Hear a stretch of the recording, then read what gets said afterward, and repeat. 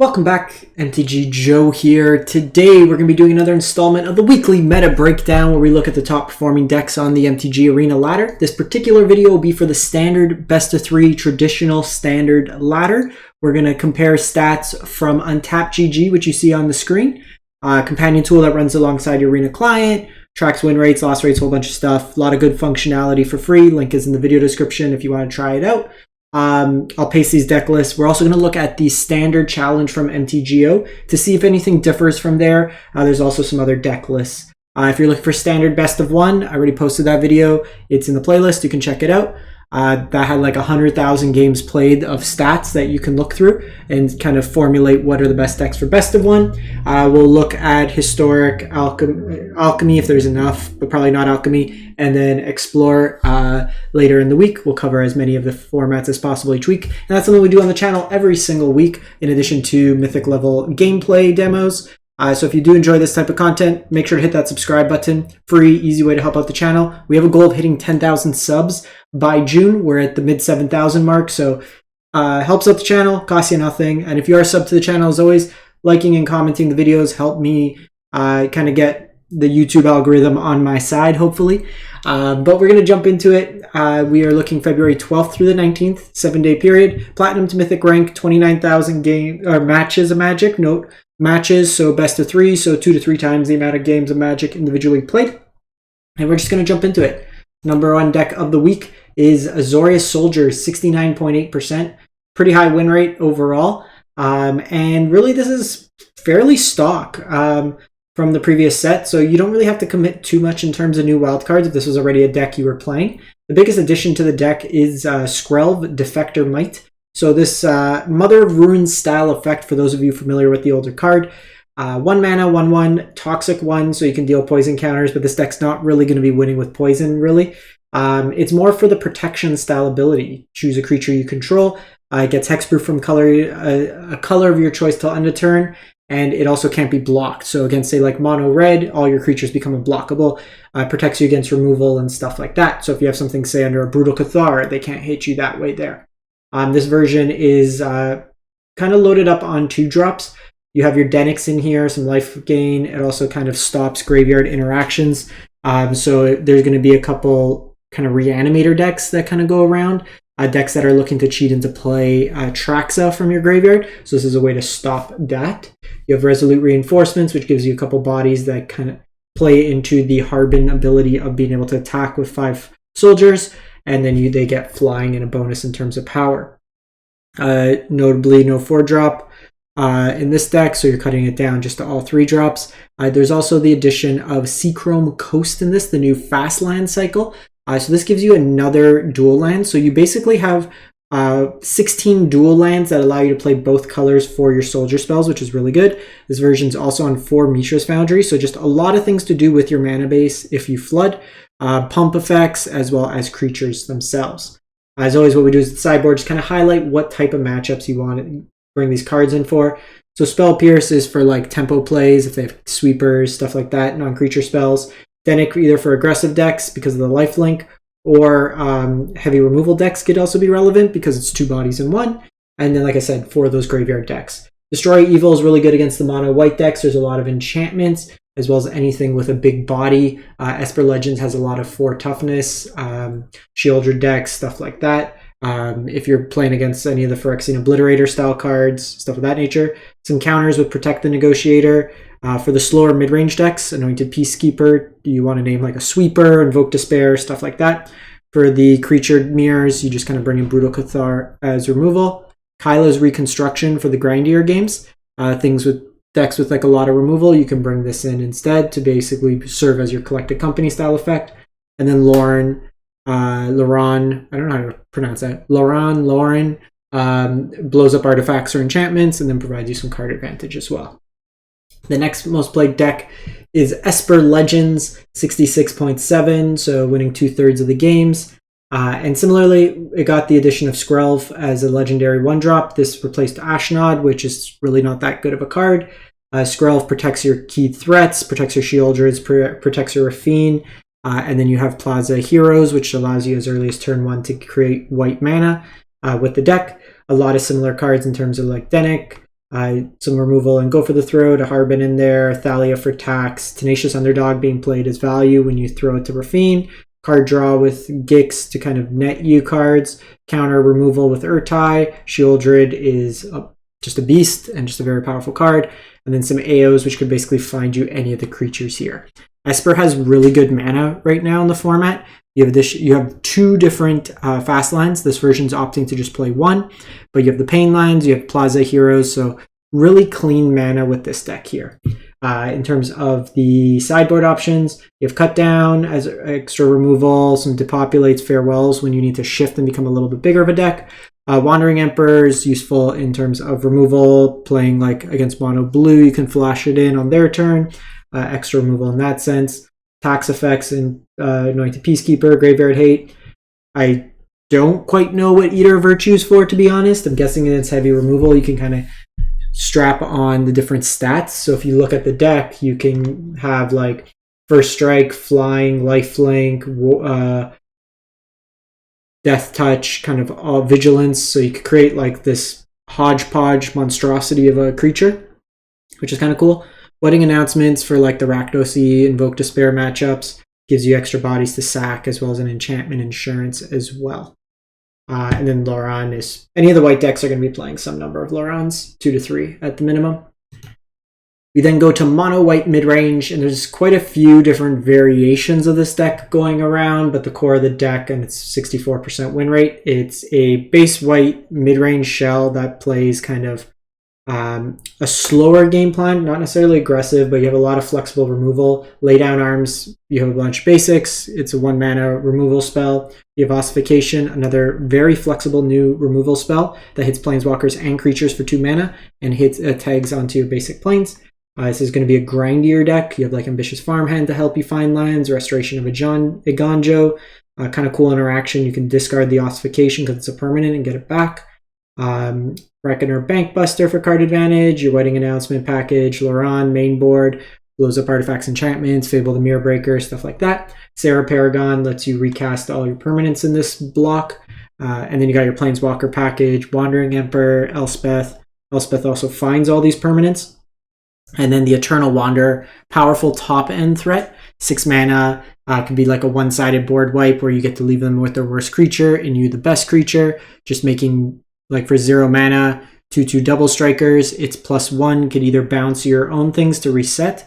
So you can like reset Loran's removal, an Ambitious Farmhand, kind of get value like that. You can cast something with Paragon, blink it, and this comes back at end of...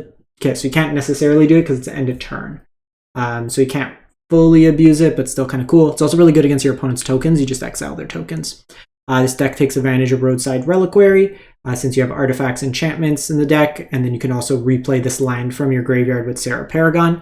And then 1 copy of the Merrick's, just a kind of way to spend your extra mana, making mites that can try to get the Toxic win if possible.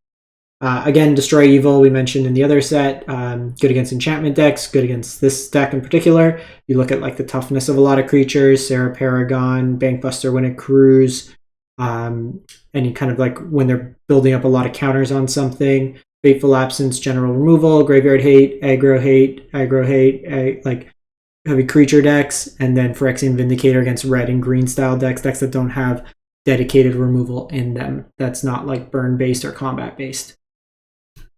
Mono Black, Aggro, mid-rangey, control, they call this everything and anything, but 60% win rate. So the shell was here for a while, and what we're getting in addition, so the removal package is now adding in Shieldred's Edict. Flexible removal spell. This deck kind of had awkward removal in the sense it hit a lot of creatures, but you had like Go for the Throats against like a bunch of planeswalkers that didn't do much. This gives you that flexibility. Paired that with Invoke Despair, and you can usually control their board in terms of planeswalkers. Lily's in here. Soren's is more of a grindy advantage. Paired in. Single copy of Phyrexian Obliterator in the 4-drop slot. Flesh Gorger to gain you some life back, and then Vraska for card advantage. Catch-all removal, and then proliferating. You have a lot of planeswalkers, so you can put counters on all those and get some advantage. Even with the Evolved Sleeper, if you power it up enough with the counters, you can start proliferating on that. You also have the ability with Bankbuster to keep putting counters on and just keep drawing cards. Takenuma and 2 Mishra's Foundry in the mana base. Duress for hand hate, Extract Truth for kind of hand hate discard and blowing up enchantments. Infernal Grasp as just kind of the remaining catch-all removal. Bankbuster for the grind, card advantage, earlier aggro, and then for like black-based removal decks, things that don't exile, you have Junji, which can also allow you to reanimate certain things. Can also, it's from a graveyard, so you can steal your opponent's Atraxas from their graveyard if they're playing that kind of game plan. We then go to Esper Control, so not the Legends version of the deck. Well, we do see Plaza Heroes and some of the similarities in terms of like Rafine. This one's a little bit more interactive, so Destroy Evils, Go for the Throats, some counter spells mixed into there. Kaido for card advantage, Wandering Emperor in here. You have the Planeswalker, Package, and Farewell. Similarly, you have like Dark Slick Shores in here. Always awesome to see subs on the YouTube channel. Just more early aggro interaction. Disdainful Stroke's really good against all those like bigger mana decks, mono white, like the Key Threats, stuff of that nature. Hand Hate and Duress, Catch-all removal and Shieldred's Edict. I don't love Brutal Cathar, to be honest, in this deck. I'd rather just dedicated removal. You can play it just because this is going to get hit by like random stuff. The bonus is you can find it off AO, but you also turn on the day-night cycle, and it's the only thing for day-night. Which kind of puts you on an awkward clock that you can sometimes give benefit. Don't love this card here. I'd probably play like another Lauren, to be honest.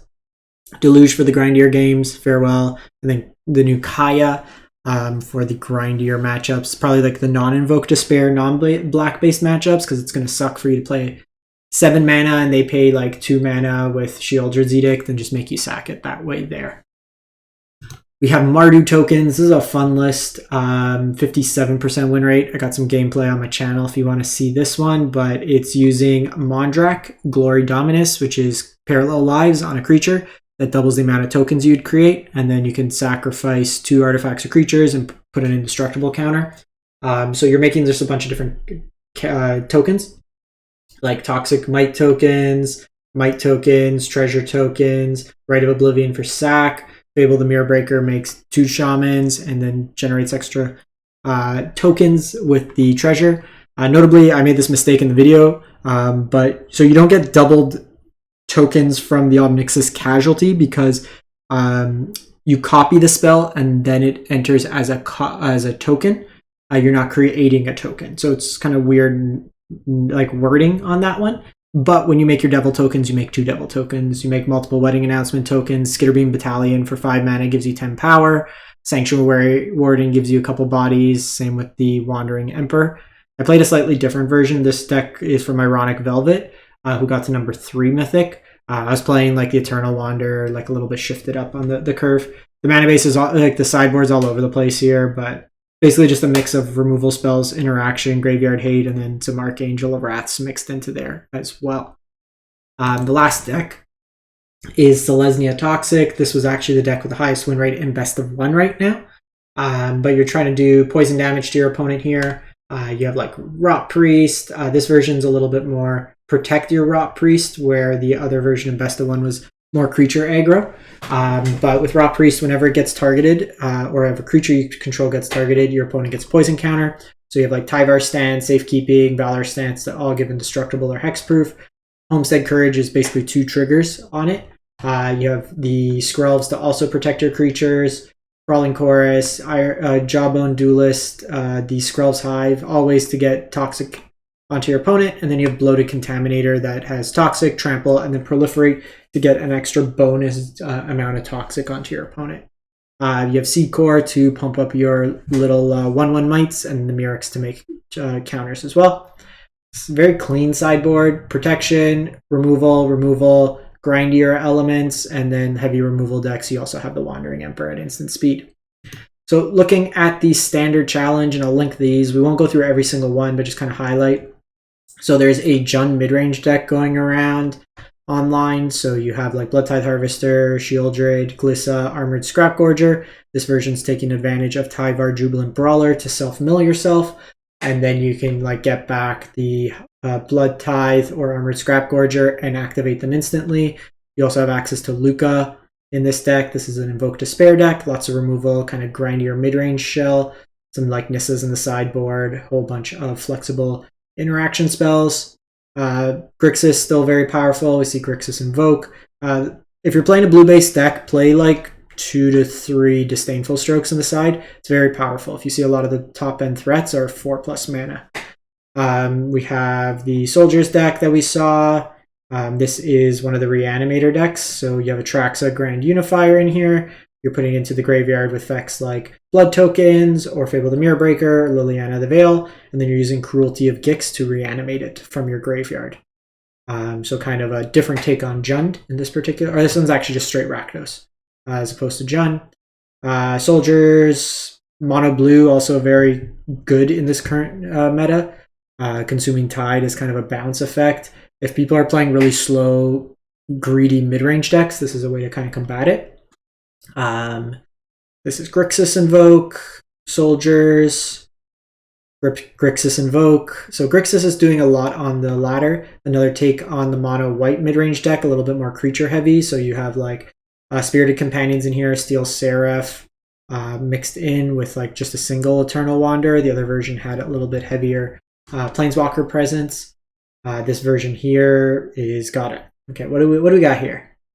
Kind of same idea. So big score Reanimator deck with Cruelty of Gix to reanimate. You got Elish Norn and Atraxa in here as well. So this enters the battlefield. You get double the triggers with Elish Norn, which is pretty sweet. Mixed into that. So this also shuts down a lot of your opponent's enter the battlefield style effects. So cool to see Elish Norn kind of show up here. That got 11th place. We got a mono red deck. Mono red. So no enchantment there, no mechanized warfare, just straight creature aggro. Some burn mixed in there with some obliterating bolts. No new cards, anti-life gain and giant cinder maw. This seems like it's going to have a real rough time against Atraxa decks. More mono red, more soldiers. This looks like a Grixis kind of mid-rangey deck. Some invokes, but got Kaido, Wandering Mind in there as well for card advantage. The Esper Legends deck with Drabik in this particular one, so it's going very much all in on the legendary theme. So you can take a look. There's a lot of kind of cool decks here, but sometimes you see a deviation.